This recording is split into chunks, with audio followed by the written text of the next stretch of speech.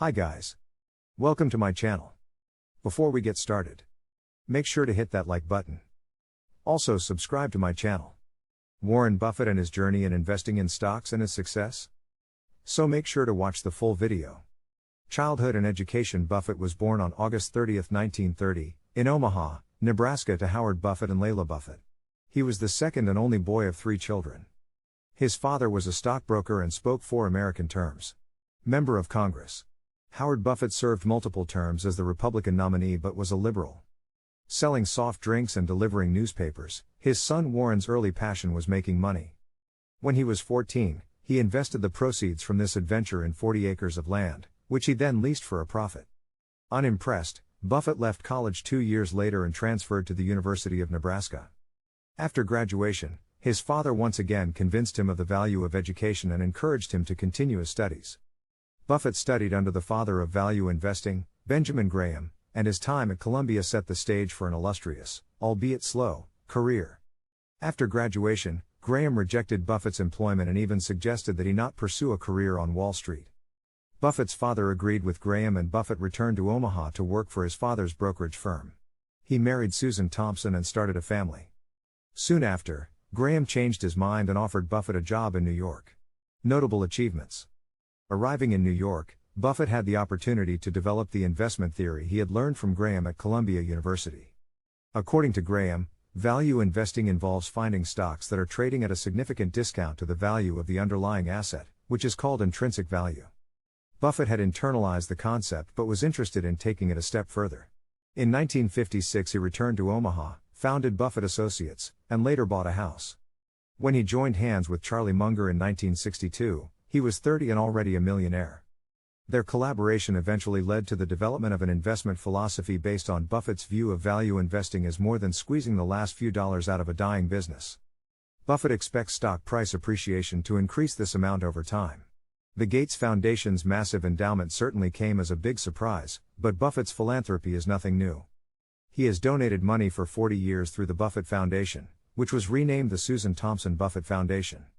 The foundation supports pro-choice family planning ideas and works to prevent the spread of nuclear weapons. Buffett always planned to donate most of his fortune to charity, but he insisted on doing so posthumously. Changing minds is the essence of Buffett. He is reasonable, determined, and opinionated, and forges his path. It makes sense for me to start knowing what I want to do, he said. Legacy. His overall approach is to focus on the value and market value of a business. When Buffett understands and finds a business he feels comfortable with, he acts like a business owner rather than a stock market speculator. He learns everything he can about the business, becomes an expert in his field, and works with management unopposed. His first action when buying stock in a company is often to give the manager proxy voting rights for his stock, assuring that he has no intention of taking the company away from its core values. Buffett advocates a value investing strategy and does not trust the daily movements of stock prices, the influence of general economic sentiment, or other external factors. He always looks long-term and never loses sight of the core values of the business.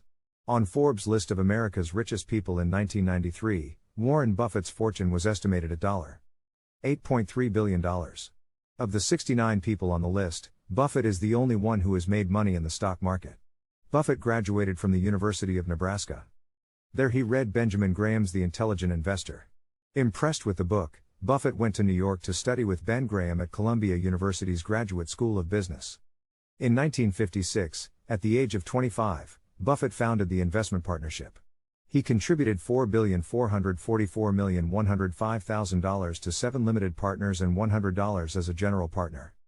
The 4,444 limited partners received 6% per year or 75% of the 4,444 profits generated above that level.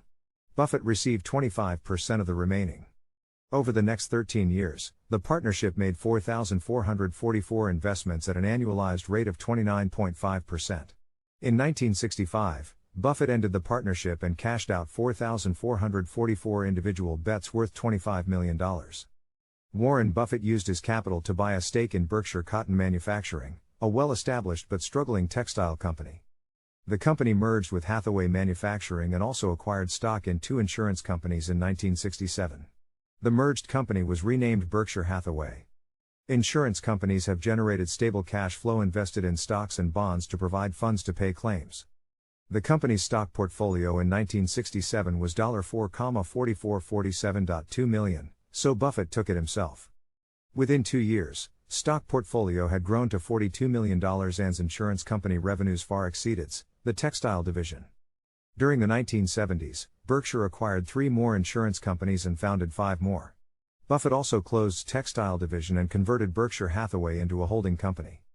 Berkshire owns other companies that generate good returns on equity without using debt. By 1993, the non-insurance portion of the Berkshire Hathaway. The group had sales of $2 billion and earned $176 million after tax, or about 37% of the group's operating income. Warren Buffett and his wife now own approximately 40% of Berkshire Hathaway. He works as CEO with an annual salary of $100,000. Many of the employees who manage the various departments earn even more. Berkshire Hathaway had a corporate net worth of $22 million when it was acquired by Warren Buffett. Today it is worth more than $1 of its $10.2 billion. Buffett's goal is to increase the company's value by 4,444 at 15% compounding annually.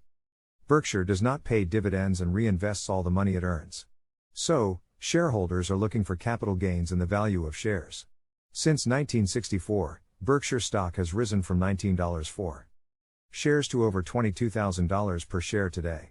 Over the past 25 years, Berkshire has grown at a 23.2% compound growth rate, well above Buffett's annual target of 15%. 3. Margin of safety approach only invests in companies with large margins between the profit and fixed costs. During a downturn, the company will weather the downturn well.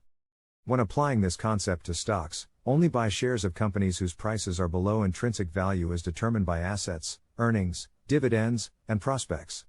Graham was a strong advocate of the margin of safety approach when investing in growth common stock. His approach to investing has been to buy growth stocks when the overall market is trading low or when growth stocks are trading below their intrinsic value of. But since buying at the bottom of the market is everyone's goal, this approach doesn't offer a competitive advantage. Therefore, Graham suggested that identifying 4,444 undervalued stocks regardless of market sentiment is the key to investment success in the stock market. Intrinsic value is closely related to the receipt of a company's future electricity and fixed costs. These are tangible or real assets plus the future value of the income these assets will bring. Graham advocated 2 approaches to stock purchases. 1. Purchase for less than 2/3 of the net worth of the company. 2. Focus only on stocks with low P/E ratios. These stocks will generally not favor market sentiment. Emotional market inefficiencies create valuable opportunities for rational investors. Author of Philip Fisher. Common Equity and Special Interest. Fisher was a stockbroker who started his business shortly after the crash of 1929. Fisher focused on companies that could grow sales and profits over time at a faster rate than the industry average. He classified these types of companies as 1. Successful and competent. A company that is actively working to create a larger market for its products and that can benefit from events that are outside of the company's control. 2. They were lucky because they could. Companies that constantly researched and developed to produce better products and open up new markets. Fisher studied the company's sales organization in addition to its research and development capabilities. Changing your mindset from buying and selling stocks to buying and selling companies you want to own will give you a much broader view. Short-term price movements are an unreasonable measure of a company's success. Instead, take a look at beginning of return on equity to shareholders. Change in operating margin. Debt levels are changing. The ability of the company to generate cash. In other words, use economic criteria, not price fluctuations. Investing in relationships is important. In this approach, investors act as owners of the companies in which they own shares. The stock is held for the long term and investors are working with management to improve corporate performance. What do you think of our video? Let me know in the comments section below. If you enjoyed this video, make sure to hit that like button. Also subscribe to our channel before you go.